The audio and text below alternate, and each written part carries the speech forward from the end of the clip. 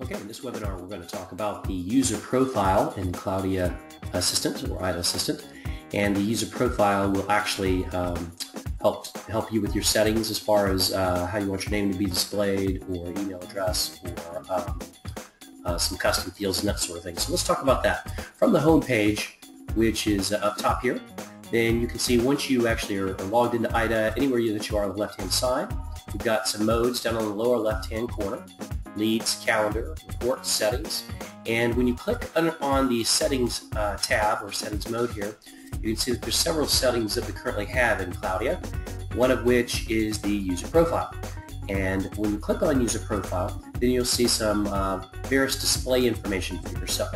And what this would be used for is if you're creating a template email, for example, and you wanted to put in phone 1, phone 2, or phone 3, for example. So if you were going to build an automated email, but you wanted to use phone, whatever you have in phone 1 for one state, phone 2 for a separate state, or phone 3 for a third state, say Texas, Arizona, or Michigan, or something like that, then it will display automatically in those automated emails. Or if you change your email address here so that when that customer responds back, they want to respond back to a different email, they can do that, or the time zone might change, that sort of thing. So your username, of course, you should be provided. Your first name and your last name are required fields. Those will go in here. The address, city, state, zip, phone numbers, email address, your time zone, usually pretty important to have that, and so that IDA knows where you actually are as far as your leads go. Then security, if you've got whatever your password is, if you need to make a change, that would be underneath the user profile. You just type in your old password and then click on new password, confirm it. And then these two guys here are pretty useful checkboxes. One is a visual alert on a new lead, and one is an audio alert on a new lead. And what they do is pretty much what they say. If you receive a new lead, then there's a little box that will pop up on the lower right-hand side that says new lead. And then also IDA or Cloudia will display an audio alarm if you receive a new lead also, so that you can be notified that there's a lead. On the email check interval and email sent per interval, these are two pretty important settings because you want to make sure that you don't have any issues on any mass emails that you might be sending some of your customers. And a lot of email providers actually have a limit on the number of emails that you can send per day or per hour or per 5-minute period. An example would be Yahoo has a limit currently of 500 messages per day, I believe it is. You want to double check that, but I think that is correct. So what this does is the email check interval number that I have selected here will check my personal email that I have, all of the emails that I have under email accounts, every 1 minute or every 60 seconds. And it'll look for emails from my customers or new leads coming in, getting leads that are parsed. And so it's going to check that every 60 seconds. But it's also going to process my sent or sending emails at the same time. So what it's doing is doing a send receive every 60 seconds. So it's going to check my emails, but it's also going to send emails. And the number of emails it will send or surge out at that point in time will be this email sent per interval.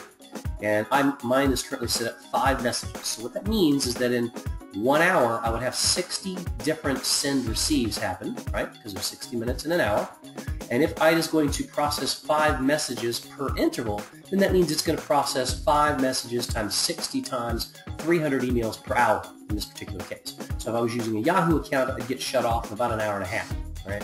So you want to make sure that whatever you have here is compliant, make sure you follow your spamming laws and that sort of thing. Just make sure you don't get yourself in trouble and get shut down.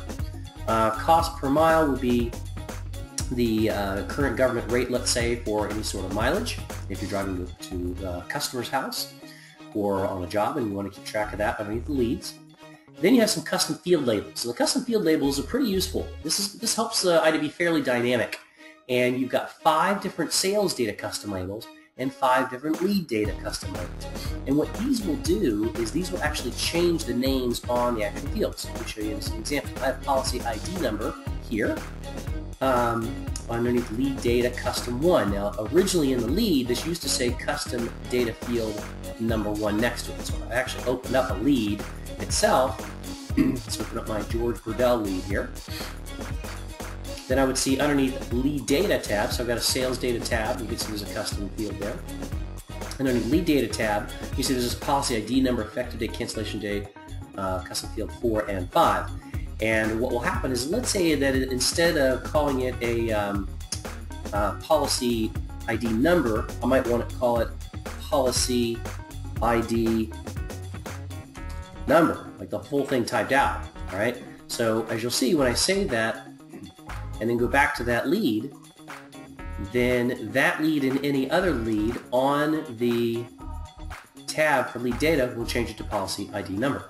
Okay. And of course I can change it back. So any one of these you can change to whatever it is that you want that particular lead to read. All right. So I'm going to go back to my user profile here. I'm going to change this back to policy ID and leave it blank just like that and hit my save button. And the rest of these you can customize however you want. That is the user profile. That is all we currently have underneath user profile. If you have any questions on any part of Cloudia or IDEA, definitely do a search on YouTube, where you can visit us at nasecare.com, NASECARE.com, or go to the Cloudia Assistant website. Okay, thank you very much.